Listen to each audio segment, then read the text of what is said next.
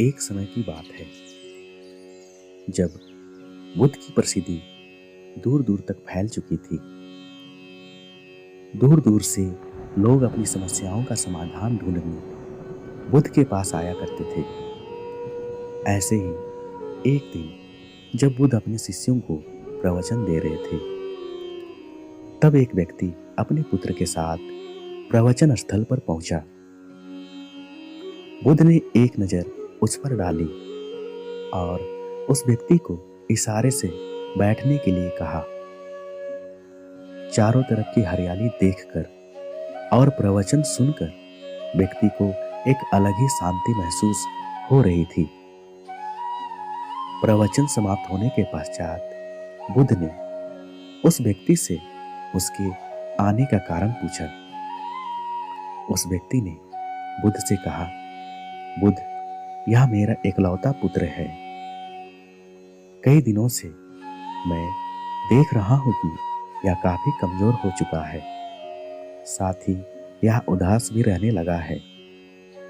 इसके स्वास्थ्य को लेकर मैं काफी परेशान हो चुका हूं। उस व्यक्ति की बातें सुनकर बुद्ध ने उस व्यक्ति से कहा, आप अपने पुत्र को वैद्य के पास लेकर क्यों नहीं गए? उस व्यक्ति ने जवाब दिया, जब मैं अपने पुत्र को वैद्य के पास लेकर गया तो उन्होंने कुछ दवाइयां देकर मुझसे कहा, आप अपने पुत्र को चिंता कम करने को कहें। ज्यादा चिंता करने और तनाव लेने के कारण ही आपके पुत्र की ऐसी हालत हो गई है। अब मैं ये समझ नहीं पा रहा हूं कि तनाव किन कारणों से आता है और इसे मैं अपने पुत्र के दिमाग से कैसे निकालूं। इन्हीं सब बातों के समाधान के लिए मैं आपके पास आया हुआ हूं। कृपया आप मेरी समस्याओं का समाधान करिए। उस व्यक्ति की बातें सुनकर बुद्ध उसके पुत्र को बहुत ही ध्यान से देखते हैं और मुस्कुराते हुए कहते हैं, आपका पुत्र जल्द ही ठीक हो जाएगा। बस इसके दिमाग में जिस तनाव ने कब्जा किया है, उस तनाव के कारणों का पता चल जाए तो इस समस्या का समाधान आप भी कर सकते हैं। बुद्ध आगे कहते हैं, कोई भी इंसान तनाव लेना नहीं चाहता, लेकिन तनाव लोगों के दिमाग में बस ही जाता है। बुद्ध की बातें सुनकर उस व्यक्ति ने कहा, यह सारी बातें तो मैं समझ गया, लेकिन तनाव का सही मतलब क्या है मैं समझ नहीं पा रहा हूं। उस व्यक्ति की बातें सुनकर बुद्ध फिर मुस्कुराए और कहा, हमारे लिए तनाव को समझना बहुत ही आसान है। जब आप कभी किसी कार्य को कर रहे होते हैं और आपका मन कहीं दूर भटक रहा होता है, ऐसी परिस्थिति में आपका शरीर कार्य करता तो है, लेकिन मन कल्पना में खोया रहता है, जिसके कारण शरीर और मन के बीच एक दूरी बन जाती है। शरीर और मन के बीच इसी दूरी, इसी खिंचाव को तनाव कहा जाता है।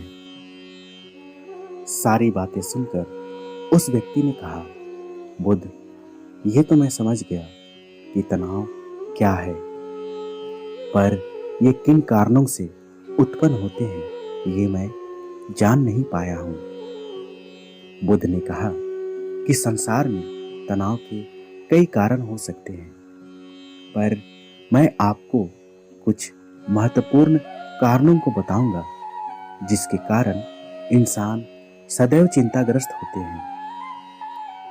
पहला कारण है ईर्ष्या। जब व्यक्ति किसी के प्रति ईर्ष्या और जलन की भावना रखता है तो उसका मन अंदर से सड़ जाता है। उसके मन के अंदर एक घाव उत्पन्न होने लगता है। यह घाव शरीर के घाव से ज्यादा बुरा होता है। शरीर के घाव भर जाते हैं, लेकिन मन का घाव कभी नहीं भरता। और यही कारण है कि हम सदैव तनाव में रहते हैं। बुद्ध ने आगे कहा, तनाव का दूसरा कारण है आज का काम कल पर टालना। आलस्य के कारण इंसान आज के काम को कल पर टालता है और फिर काम टालना उसकी आदत बन जाती है। काम टालने वाले व्यक्ति का काम समय पर कभी पूरा नहीं होता और अगर पूरा हो भी जाता है तो वह उतना अच्छा नहीं हो पाता जितना अच्छा उसे किया जा सकता था। काम टालना एक आदत बन जाती है। इसी आदत के कारण व्यक्ति अपने काम को एकदम अंत समय पर करता है और काम की समय सीमा जब पास आती है तब व्यक्ति तनावग्रस्त होकर अपने कार्य को पूरा करता है। इसलिए तनाव मुक्त रहने के लिए आलस्य और काम टालने की आदत छोड़नी चाहिए। तीसरा कारण है अत्यधिक सोचना। ज्यादा सोचते रहना व्यक्ति के तनाव का प्रमुख कारण है। यह उस व्यक्ति में पाई जाती है जो अत्यधिक कल्पनाएं करता रहता है, जो भविष्य की बातों को लेकर सोचता रहता है, अतीत की घटनाओं में खोया रहता है, बेवजह इन बातों में फंसकर तनाव से ग्रस्त हो जाता है। इसलिए जितना हो सके खुद को कामों में व्यस्त रखना चाहिए। चौथा कारण है अति महत्वाकांक्षी होना। इंसान महत्वाकांक्षाओं को पूरा करने के लिए भागता रहता है। इंसान का एक लक्ष्य पूरा नहीं होता कि वह दूसरे की तरफ भागने लगता है और अपने लक्ष्यों को पूरा करने के लिए जिंदगी भर भागता ही रहता है। वह सदैव अपनी योजनाओं को पूर्ण करने के लिए बेचैन रहता है, जिसके कारण वह तनाव भरी जिंदगी जीने लगता है। बुद्ध के मुख से यह बातें सुनकर व्यक्ति ने बुद्ध से पूछा, तो क्या हमें अपना लक्ष्य निर्धारित नहीं करना चाहिए? इस पर बुद्ध ने कहा, जीवन में लक्ष्य जरूर बनाना चाहिए, लेकिन जब आप अपने लक्ष्य से मिलने वाले परिणामों को लेकर परेशान रहते हैं, सारा ध्यान परिणामों पर ही लगाते हैं, तब समस्याएं उत्पन्न होने लगती हैं और आप खुद को तनाव में महसूस करने लग जाते हैं। इसलिए आप अपने लक्ष्य को अवश्य निर्धारित करें, लेकिन इसके परिणामों को लेकर बेवजह चिंता ना करें। बुद्ध ने आगे कहा, तनाव का एक प्रमुख कारण यह भी है कि आप किसी से बहुत ज्यादा अपेक्षाएं रखते हैं। आप अपेक्षा रखते हैं कि आपके सगे संबंधी आपके अनुसार जीवन जिए, आपके कहे अनुसार कार्य करें। इस तरह की अपेक्षा रखना तनाव को जन्म देती है। अगर कोई आपके अनुसार कार्य नहीं करता, आप उसे जो बनाना चाहते हैं वह बन नहीं पाता, तब ऐसी स्थिति में संबंध खराब होने लगते हैं और दिमाग तनाव से भर जाता है। बुद्ध आगे कहते हैं, शारीरिक कष्ट भी दुखों का कारण है। जब कोई इंसान शारीरिक पीड़ा से गुजर रहा होता है, वह हमेशा शारीरिक दर्द के बारे में सोचता रहता है और व्यक्ति तनाव में रहने लगता है, जबकि हमारा जीवन ही दुखों का आधार है। जीवन में दुख आते हैं, बीमारियां भी आती हैं, अंत में मृत्यु भी आती है। ये सारी चीजें जीवन का अभिन्न अंग है। इनसे कोई भी व्यक्ति बच नहीं सकता। फिर भी इंसान इन्हीं बातों को सोचकर तनाव में रहने लगता है। बेवजह इन बातों को सोचने से बेहतर है स्वस्थ जीवन शैली अपनाकर सही से अपने कार्य को करें। बुद्ध आगे कहते हैं, कई लोग अपनी भविष्य की योजनाओं को लेकर तनावपूर्ण जीवन जीते हैं और अपने वर्तमान को खराब कर देते हैं।